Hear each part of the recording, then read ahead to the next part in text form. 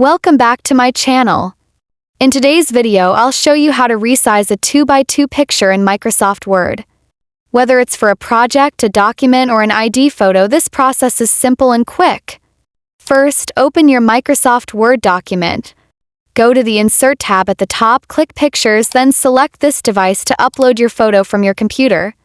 Locate the image you want to resize, click Insert, and it will appear in your document. Once your picture is in place, click on it to select it. You'll notice small circles or squares called handles appear along the edges. These let you resize the picture. To make your image perfectly square, go to the Picture Format tab that appears after selecting the picture. Click the small arrow next to the crop button, choose Aspect Ratio and select 1:1. This ensures the height and width are equal. Adjust the crop box so the most important part of your photo stays visible, then click Crop again to apply. If you need the image to be exactly 2x2 inches, right-click on the picture and select Size and Position.